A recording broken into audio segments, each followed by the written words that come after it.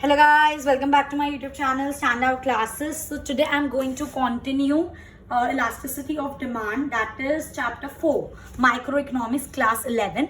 इससे previous video में हम लोग अच्छे से डिस्कस कर चुके हैं कि इलास्टिसिटी क्या होता है, हम इलास्टिसिटी जब हम फाइंड आउट करते हैं तो हमें क्या देता है, सब कुछ ये हम चीज़ अच्छे से डिस्कस कर चुके हैं in my previous video. So in this video we will be starting with a different topic, that is degree of elasticity of demand.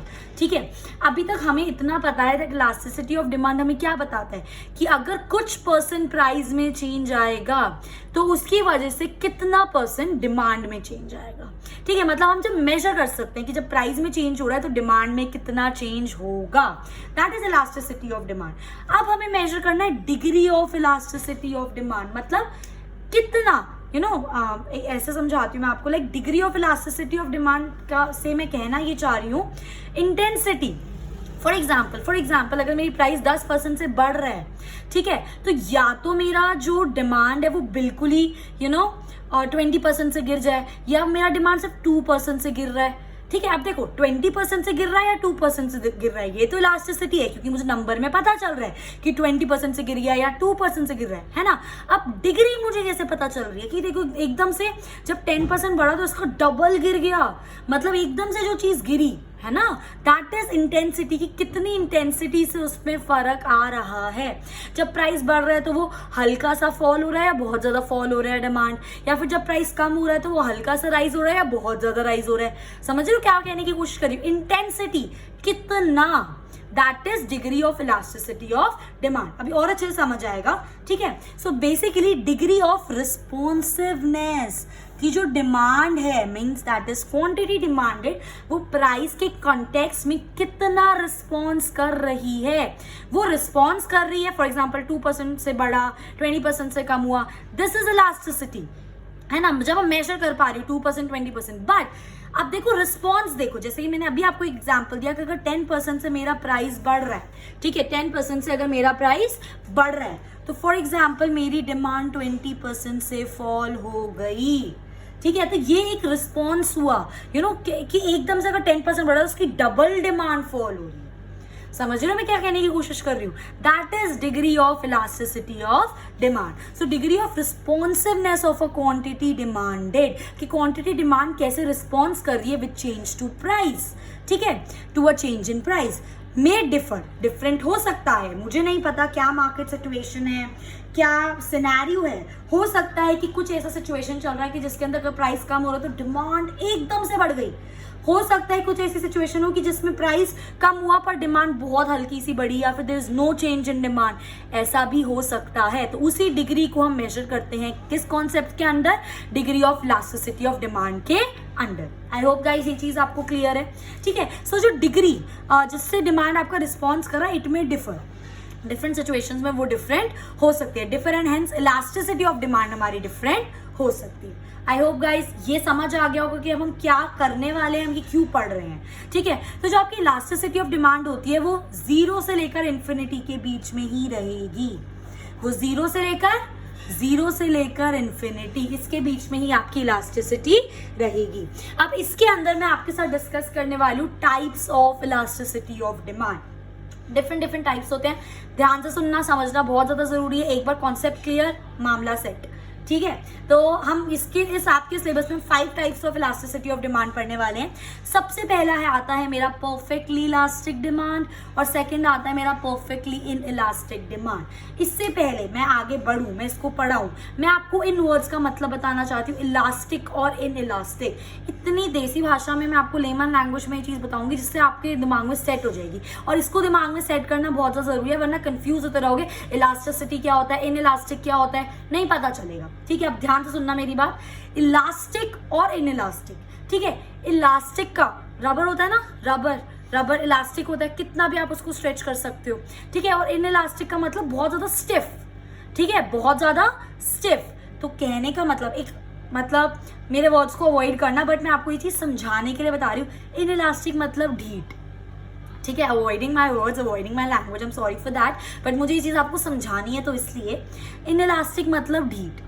Clear, कुछ भी प्राइस हो जाए भाई, हम तो उतना ही डिमांड करेंगे। चाहे प्राइस कम हो तब भी मैं 100 यूनिट लूंगी, चाहे प्राइस बढ़ जाए, चाहे प्राइस डबल हो जाए, ट्रिपल हो जाए, तब भी मैं 100 यूनिट लूंगी। मैं D2, मेरी डिमांड इनइलास्टिक रहेगी। मतलब जो सोच ली वो सोच ली, स्टिफ स्टिफ। समझ आ रही है मेरी बात? इनइलास्टिक मतलब ढीठ। क्लियर? समझाने के लिए बताया, फिर बोल रही हूँ, ठीक है। और इलास्टिक का मतलब होता है प्राइस चेंज हुआ, डिमांड में चेंज आ गया। प्राइस फॉल होगा, डिमांड बढ़ने लग गई। प्राइस बढ़ गया, डिमांड कम हो गई। इलास्टिक मतलब ढीठ नहीं होना, चेंज हो रही है डिमांड, इसके अंदर हम ढीठ बन गए।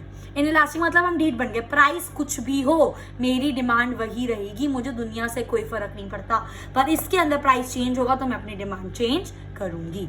आ गई मेरी बात समझ? ठीक है, अब हम पढ़ते हैं परफेक्ट इलास्टिक डिमांड क्या होता है। परफेक्टली इलास्टिक, बिल्कुल perfectly elastic, when there is infinite demand at a particular price। इस वाले डायग्राम को देखो, ये परफेक्टली इलास्टिक डिमांड का डायग्राम है। जब आपका जो डिमांड कर्व है that is parallel to X axis, जो आपका डिमांड कर्व है पैरेलल टू एक्स एक्सिस है, इसका मतलब क्या है? When there is infinite demand, कुछ भी आप डिमांड कर लो, मैं ये डिमांड कर लूँ, मैं ये डिमांड कर लूँ, मैं ये डिमांड कर, कुछ भी मैं डिमांड कर सकती हूँ at a particular price. There is infinite demand at a particular price, but जैसी हल्का सा भी प्राइस राइज हो गया ना, आपकी डिमांड क्या हो जाएगी? 0। इतनी बात समझ लो बस, ठीक है। परफेक्टली इलास्टिक डिमांड का मतलब क्या होता है? When your demand curve is parallel to X axis. इसका मतलब देखो ना, परफेक्टली इलास्टिक, डिमांड चेंज हो ही जा रही है, हो ही जा रही है, हो ही जा रही है ना। इलास्टिक, इन इलास्टिक में हम ढीठ है, हमारी डिमांड चेंज हो रही है, इलास्टिक में हमारी डिमांड चेंज हो ही जा रही है, हो ही जा रही है। देखो एक प्राइस है, कभी ये डिमांड है, कभी ये डिमांड है, कभी ये डिमांड है, कभी ये डिमांड है, और जैसे ही हल्का सा प्राइस बढ़ा, मेरी डिमांड चेंज हुई, प्राइस बढ़ा, मेरी डिमांड फॉल होगी और वो सीधा 0 पर आ जाएगी। ठीक है, अब आपको लग रहा होगा आपका जब प्राइस बढ़ रहा है, आपका प्राइस बढ़ गया तो डिमांड आप एकदम से 0 क्यों कर रहे हो? पर इस वाले केस में एज इट ऐसे ही होता है। अगर प्राइस हल्का सा बढ़ गया ना तो आपकी डिमांड क्या हो जाएगी? 0। और एक पर्टिकुलर प्राइस है वो कुछ भी डिमांड हो सकती है, that is perfectly elastic demand. I hope guys ये चीज आपको क्लियर है। जिसको ये डायग्राम याद है वो डेफिनेशन अपने आप बना के लिख सकते हैं। When there is infinite demand at a particular price and as price rises demand becomes 0, this is a case of perfectly elastic demand। and याद रखना it is an imaginary situation, ये real life practical life में नहीं होता है। आई hope guys ये चीज आपको क्लियर है, इसलिए मैंने यहाँ पे लिखा ED means elasticity of demand is equals to infinity. कुछ भी हो सकती है मेरी डिमांड कहीं पर भी, इसलिए elasticity of demand is equals to infinity. I hope ये चीज क्लियर है। नेक्स्ट आता है परफेक्टली इन इलास्टिक डिमांड। ठीक है, इस पे बाद में आऊंगी, पहले इसको देखो, ये वाला डायग्राम देखो। इसमें जो मेरा ग्राफ होता है, इसके अंदर क्या था? पैरेलल टू एक्स एक्सिस, और इसके अंदर क्या होगा मेरा? Parallel to Y axis. हम लोग ढीठ है, मैं इतना ही डिमांड करूंगी, चाहे प्राइस ये हो, चाहे प्राइस ये हो, चाहे प्राइस ये हो। आ रही है मेरी बात समझ? We are stubborn, we are stiff, right? तो इतना ही मैं डिमांड करूंगी चाहे प्राइस कुछ भी हो जाए, that is perfectly inelastic demand. इसलिए मैंने यहाँ पे लिखा है इलास्टिसिटी ऑफ डिमांड। डिमांड में कोई चेंज नहीं आ रहा है, इसके अंदर डिमांड में कुछ भी चेंज आ रहा था, इसलिए इलास्टिसिटी इन्फिनिटी थी। इसमें मेरी एक ही डिमांड है, कोई चेंज नहीं आ रहा, इसलिए मेरी इसमें इलास्टिसिटी क्या है? 0। There is no change in demand, कुछ भी प्राइस हो जाए दुनिया में मुझे कोई फर्क नहीं पड़ता। अब इस डेफिनेशन पे आ जाओ। When there is no change in demand with change in price, price change हो रहा है पर डिमांड चेंज नहीं हो रही, it is a case of perfectly inelastic demand. इसमें your your curve of the demand curve is parallel to x-axis. Again, it is an imaginary situation, it is not possible.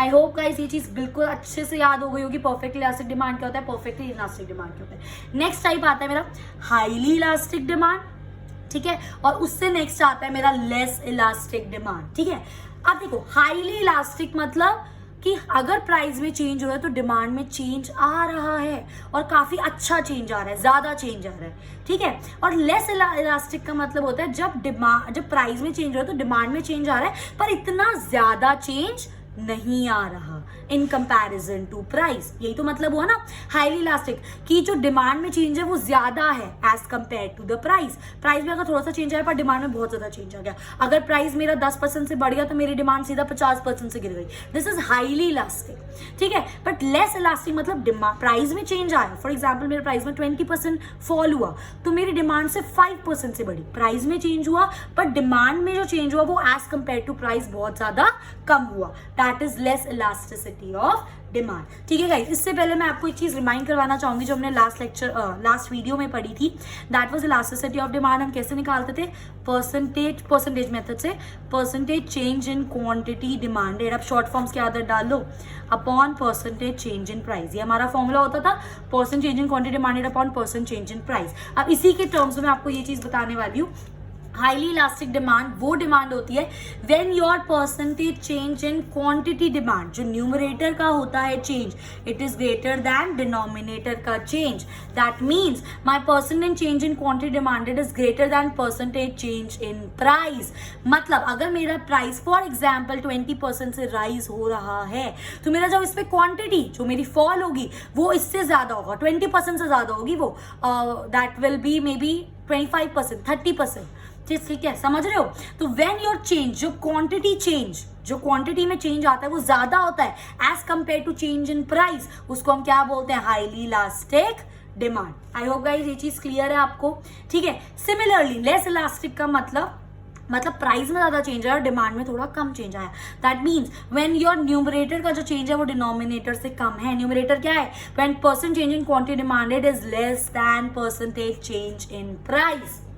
110% ये चीज समझ आ गई होगी, clear है? ठीक है। अब इनके ग्राफ पर आ जाओ। हमेशा याद रखना जो हाईली इलास्टिक डिमांड, देखो आपको ना इन दोनों के ग्राफ सेम से लग रहे होंगे बट एक इसमें फर्क है। मैं आपको फर्क बताऊं, ये जो हाईली इलास्टिक है ना, ये जो मेरा ग्राफ है, ये जो मेरा कर्व है हल्का सा फ्लैटर है, और ये जो इनइलास्टिक वाला है ना, ये जो मेरा कर्व है वो हल्का सा स्टीपर है। स्टीपर मतलब ऐसे खड़ा, ठीक है, एंड फ्लैटर मतलब थोड़ा सा चौड़े में, यू नो, थोड़ा सा विड्थ वाइज, राइट। तो ये मेरा फ्लैटर है, ये मेरा स्टीपर है। तो इस ऐसा जब थोड़ा विड्थ वाइज लॉन्ग होता है तो उसको हम क्या बोलते हैं? Flatter curve. और जब ऐसे थोड़ा माउंटेन की तरह स्टीप होता है, स्टीप ऐसे बिल्कुल सीधा स्टीप होता है, इसको हम क्या बोलते हैं? Steeper curve.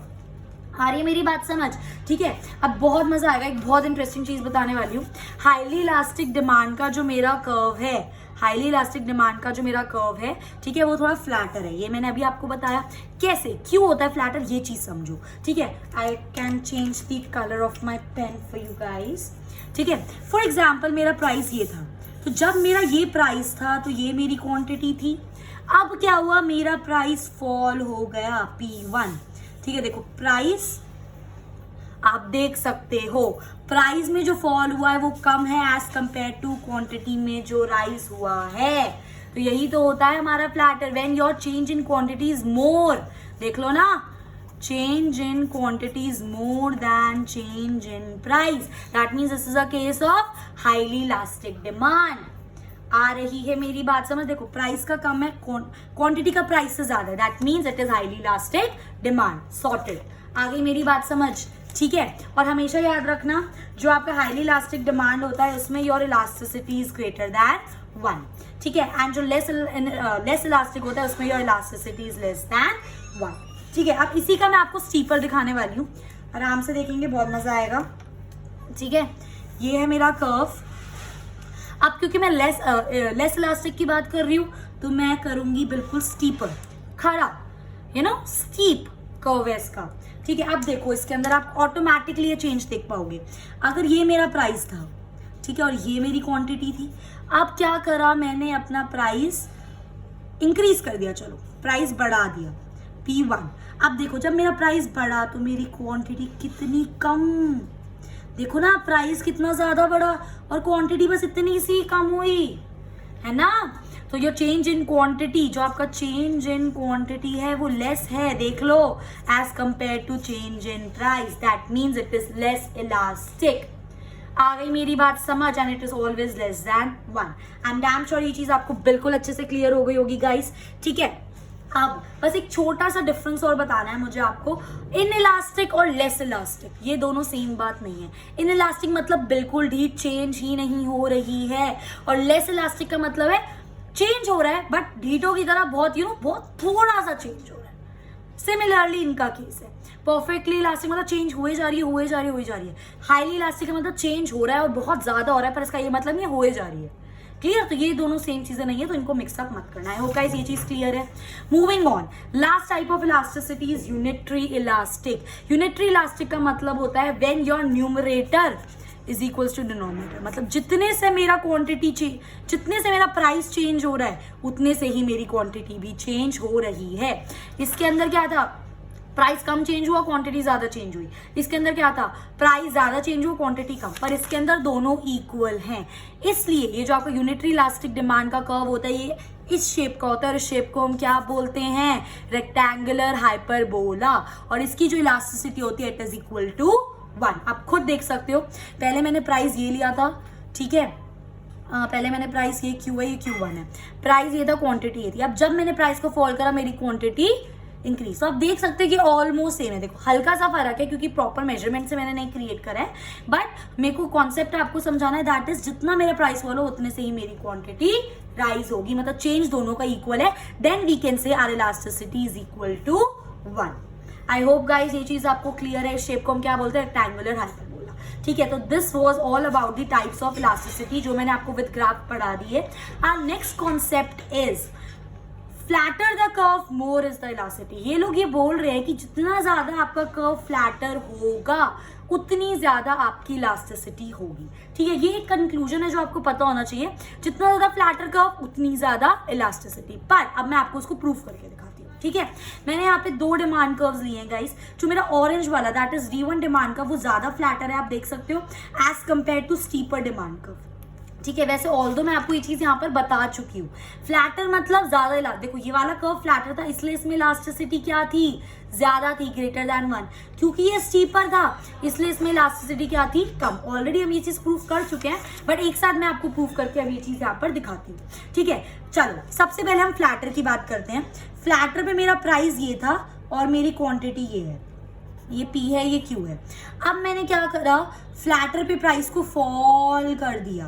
तो जब मैंने फ्लैटर कर्व पे प्राइस को फॉल करा तो मेरी क्वांटिटी ये आ गई।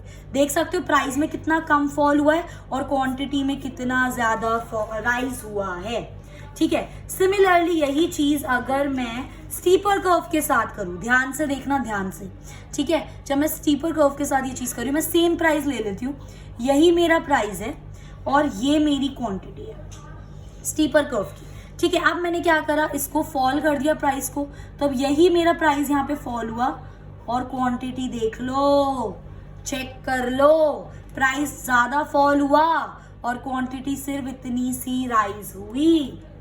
आई मेरी बात समझ? तो एट द एंड आपको बस ये याद रखना है, जितना ज्यादा फ्लैटर कर्व होगा उतनी ज्यादा उसकी इलास्टिसिटी होगी। Flatter the curve more is the elasticity, steeper the curve less is the elasticity. I hope guys ये चीज आपको क्लियर है, ठीक है। बस so this was all about the types of elasticity and एक छोटा सा ऑब्जर्वेशन। अब इसके बाद I am going to start with the last topic that is factors affecting price elasticity of demand. जब हम डिमांड पढ़ रहे थे हमने उसमें डिटर्मिनेंट्स पढ़े थे, ये एक तरह से फैक्टर्स अफेक्टिंग बोल लो या डिटर्मिनेंट्स बोल लो, ये वो डिटर्मिनेंट्स हैं जो आपकी प्राइस इलास्टिसिटी को इफेक्ट कर रही हैं। कंफ्यूज मत होना, डिमांड के डिटर्मिनेंट्स अपने हैं, सप्लाई के अपने अलग डिटर्मिनेंट्स, और प्राइस इलास्टिसिटी ऑफ डिमांड की बात हो रही है अभी क्योंकि सप्लाई भी आएगा, ठीक है। तो जो factors affecting price elasticity of demand है वो अलग है, इनका आप डिटर्मिनेंट्स भी बोल सकते हो, ठीक है। 3 करके मैंने डिस्कस करें, बहुत ज्यादा सिंपल है, जिसको ये चीज समझ आ गई वो ये चीज ऐसे कर सकता है, ठीक है। स्टार्ट करते हैं। सबसे पहली बात, नेचर ऑफ कमोडिटी। कमोडिटी किस टाइप की है? 3 टाइप की कमोडिटी हो सकती है, एक तो नेसेसिटी कमोडिटी, एक लग्जरी कमोडिटी और एक कंफर्ट कमोडिटी, ठीक है। नेसेसिटी कमोडिटी का मतलब क्या होगा, वो नेसेसरी चीजें जिनके बिना आपकी लाइफ नहीं चल सकती। फॉर एग्जाम्पल नमक, ठीक है। नमक एक ऐसी नेसेसिटी, सॉल्ट्स एक ऐसी नेसेसिटी है जिसके बिना हमारा खाना नहीं बन सकता। तो नमक का कुछ भी प्राइस हो जाए, चाहे नमक बढ़ जाए चाहे नमक का प्राइस कम हो जाए, लोग उसकी डिमांड उतनी ही करेंगे। समझ रहे हो, ढीठ है हम लोग, क्योंकि वो हमारे लिए नेसेसरी है, हम उसके बिना अपनी लाइफ को नहीं आगे बढ़ा सकते, हम खाना कैसे खाएंगे बिना नमक के, समझ रहे हो मेरी बात। इसलिए नेसेसरी गुड्स की डिमांड क्या होती है, इन इलास्टिक, कुछ भी प्राइस हो जाए मेरी डिमांड उतनी ही रहेगी, इन इलास्टिक हम लोग ढीठ है, समझ आ गई मेरी बात। नेक्स्ट आता है आपका कंफर्ट गुड्स। कंफर्ट गुड्स मतलब थोड़ी थोड़ी चीजें जो आपको रहने के लिए जरूरी है, for example air conditioner, for example refrigerator, for example washing machine, for example light, ठीक है, कुछ भी ऐसी चीजें जो एक कंफर्टेबल लाइफ के लिए जरूरी है, तो उसकी जो हमारी इलास्टिसिटी होती है वो जनरली इलास्टिक होती है, ठीक है। और लग्जरी, लग्जरी मतलब भाई हम मुझे BMW कार चाहिए या मुझे बहुत बड़े बंगलो चाहिए, इन सब की डिमांड हाईली इलास्टिक। अब इसका मतलब समझाती हूँ मैं, नेसेसिटी वाला तो समझ आ गया होगा, ठीक है। कंफर्ट गुड्स की जनरली इलास्टिक होती है, क्योंकि एक बार को अगर मेरे घर में डबल डोर फ्रिज नहीं है, सिंगल डोर फ्रिज है, तो मेरा सिंगल डोर फ्रिज से काम चल जाएगा।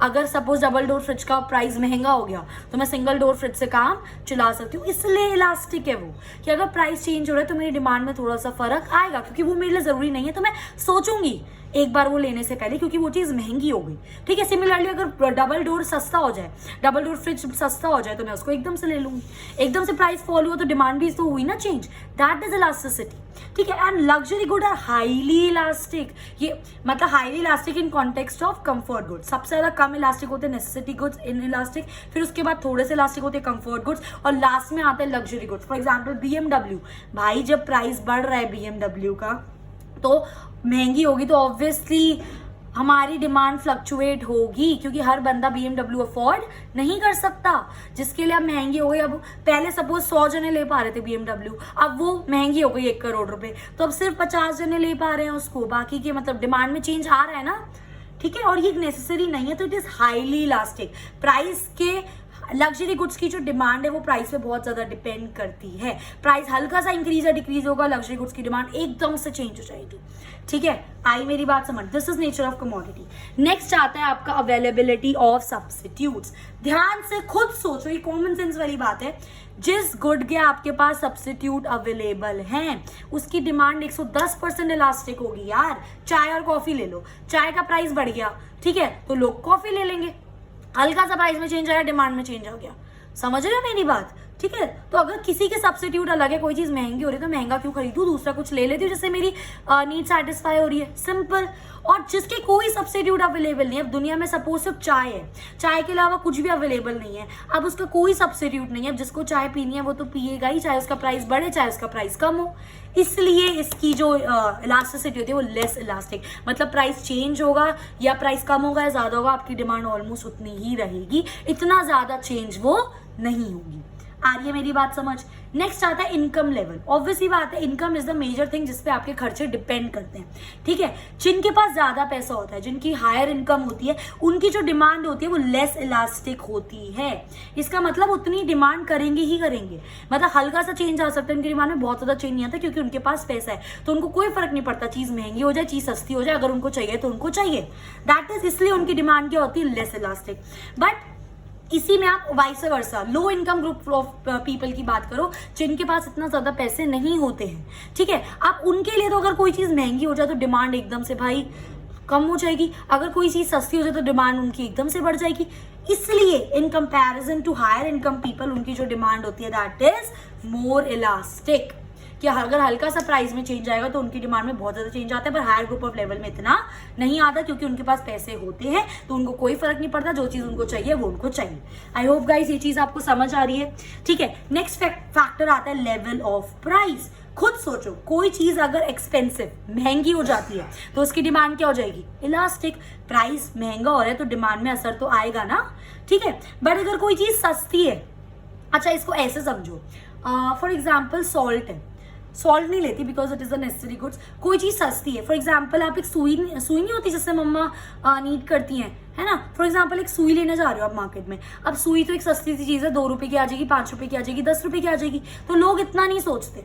अगर 2 से 3 रुपए की भी सुई हो जाएगी बोलेंगे भाई दे दे, क्योंकि वो एक सस्ती सी चीज है, इसलिए उसकी जो डिमांड है वो लेस इलास्टिक होती है, कि प्राइस कुछ भी हो जाए, कितना प्राइस में चेंज आ लेगा तो लोग ले लेते हैं, क्योंकि वो चीज सस्ती है। एट द सेम टाइम अगर मैं किसी एक्सपेंसिव में कार की बात करूं, ठीक है, फॉर एग्जाम्पल फॉर्च्यूनर, ठीक है, अब वो चीज क्या है, महंगी है, तो अगर फॉर्च्यूनर का प्राइस बढ़ेगा या फॉर्च्यूनर का प्राइस कम होगा तो लोगों की डिमांड पे बहुत ज्यादा असर आएगा। बट एक सुई का प्राइस 2 रुपए बढ़ गया, 2 रुपए कम हो गया, लोगों को कोई फर्क नहीं पड़ता क्योंकि वो एक सस्ती सी चीज है।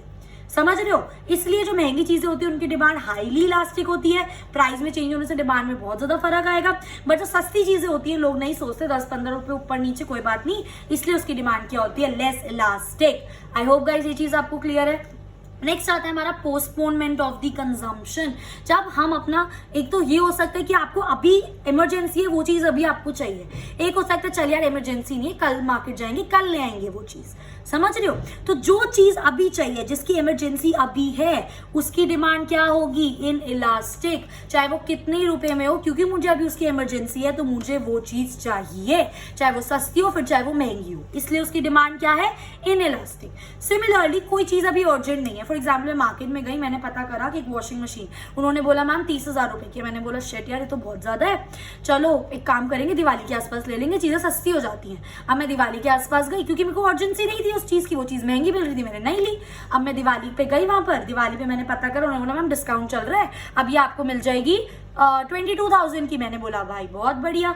तो इसलिए आप देख रहे हो कि जो चीज मेरे को अभी नहीं चाहिए मैं बाद में ले लूंगी ना यार, जब प्राइस सस्ता हो जाएगा मैं तब ले लूंगी उसको।